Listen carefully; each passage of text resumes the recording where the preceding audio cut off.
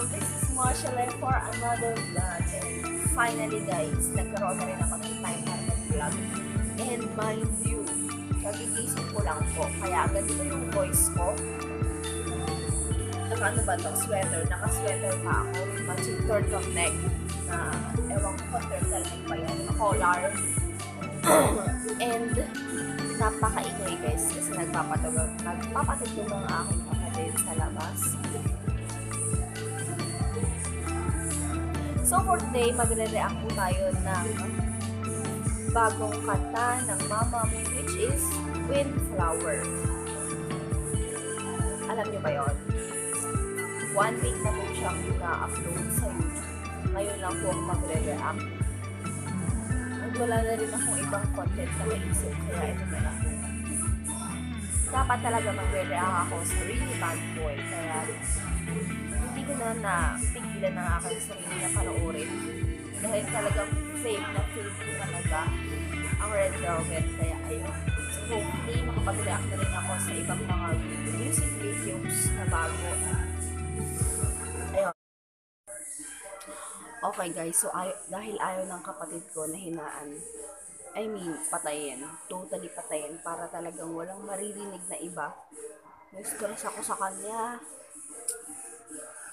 Eto na, magre-react na lang tayo guys. So hopefully marinig nyo pa rin yung boses ko. Ayan, so game.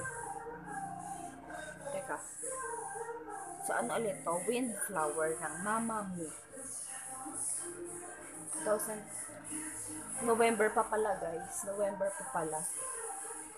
November 27 pa pala. Na-upload. So ito na nga. 3, 2, 1.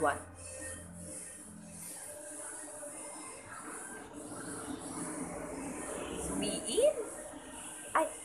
Wasa pala, wasa. Baliktad? Ah! Neon.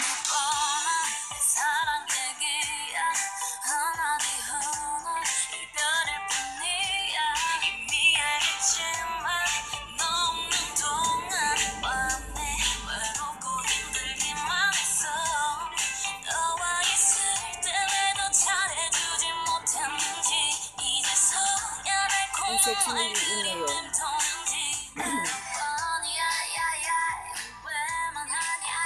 Ang ganda ni Mondial.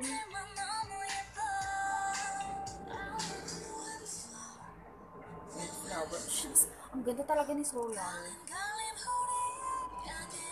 Siya ba visual dito?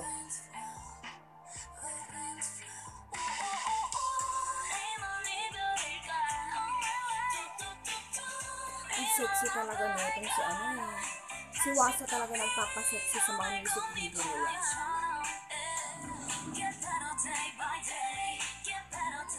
Bagay ni Wiin yung short hair niya. Ay! Ang ganda naman yun!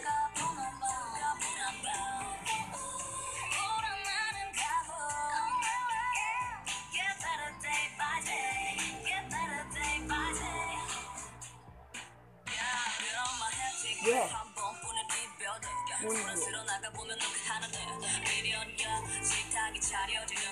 Ang ganda ni Mondial. Naka-long hair.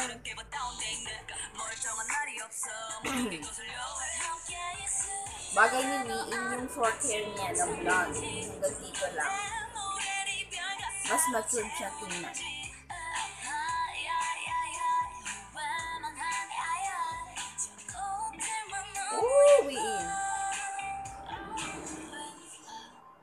Ay, sinunod yung flower dash.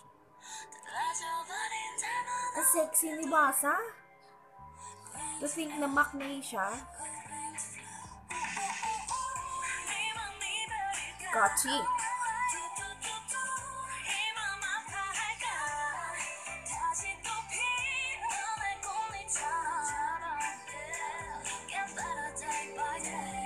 Get better day by day. Get better day by day.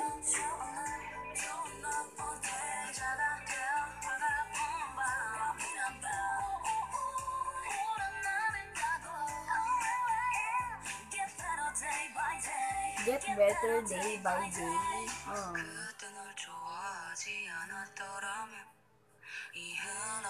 Ang unique talaga ng boses ni Moonbyul. Ang ganda ng voice niya, talagang rapper na rapper. Pero my God, nag-bloom silang lahat dito. Tsaka ang haba 5 minutes and 30 seconds. Ang sexy ni Solar. Suit na suit talaga nila yung sexy concepts ganun. Ay, may pasandal si Solar kay Moonbyul. Ganon. Mga lesbian concepts. Joke. Ay, si Wiin. Gaganda ng mga bus dyan. Gaganda ng mga bus sa Korea.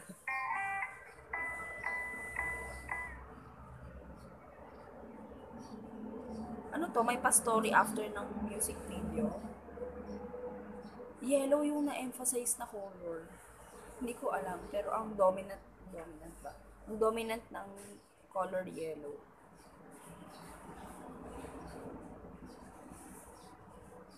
Tapos na?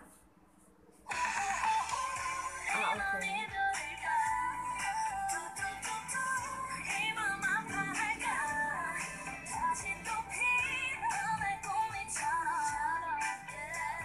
Parang ang chill lang, pero ang catchy ng song. Tagay, kumbe!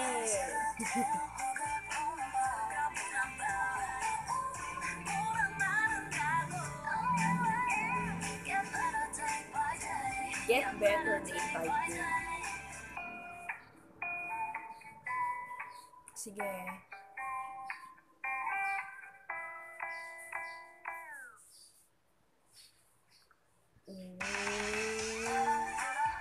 Makdo, featuring yung Makdo. Ang ganda.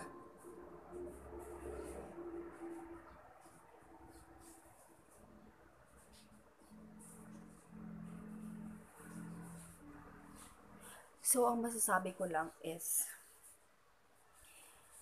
kasi ang napanood ko na, nakuha ako ng mama mo dun sa music video ng Starry Night and ng Egotistic kasi talagang mapapag-groove ka as in ang ganda nung ano niya. Basta may something sa mga kanta ng mama mo na talagang mapapasayaw ka and basta alam niyo yun kung nakikinig kayo ng mga songs ng mama mo. And etong Windflower is parang chill lang siya na. Kasi mas mabagal siya, I think, dun sa Starry Night and like, nung Egotist niya is Starry Night, ganon. Tapos, etong Windflower is chill lang.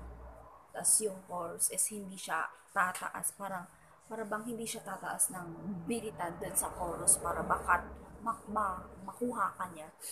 Basta yun. Then, Windflower, chill lang siya, pero ang ganda ng melody. Papaganon ka na lang talaga. Then, lahat sila nag-bloom ngayon. Bloom na sila nung Starry Night, Egotistic, pero ibang-iba yung glow, ibang-iba yung aura nila ngayon sa MV na yan. And, ang usual kasi ng mga napapanood ko lang ng mga music videos is 3 minutes. Hindi nga masyado. Basta hanggang 4 minutes, ganun lang. Tapos ngayon, meron silang 5 minutes na music video. Hindi ko maalala kung ganun din sa Star Night and Egotistic. Pero ayun, ang ganda ng song nila ngayon. Kung segment ito ng flop or bop. Flop or bop. More into like, mas mabilis kaysa sa ballad. Pop ba yan? Basta, hindi ko alam. Naguguluhan ako. Basta nag-react lang ako, guys. Pero, ayun talaga yung reaction ko sa Windflower ng mama mo. Mapapa-jive ka niya. Guys, ang ganda ni Wiin, tsaka ni Moonbyul. Ang ganda ng black hair ni Moonbyul na mahaba yung hair niya, tapos curly. nagmukha siyang lalong girl. Girl naman siya, talagang mukhang girl naman na siya, pero alam niyo yun, kasi parang nakakakuha ako ng vibes kay Moonbird na oppa. Parang kay Sulgi na, Sulgi oppa, ganun, sa Red Velvet, Sulgi oppa. Parang nakakakuha ako ng oppa vibe sa kanya. Pero ngayon, nag-long hair siya, tas curly. Ngayon ko nakita siya na, as in, ganun. Sobrang ganda niya, guys. Sobrang ganda ni Moonbird. Sobrang ganda pa ng quality ng voice niya kapag nag-rap. So, vocal group indeed. So, ayun na guys, ang aking reaction video sa Windflower ng Mama Mo. Sana nagustuhan niyo yung video to. Thank you so much for watching this video. More reaction videos and vlogs to come. Subscribe to my YouTube channel.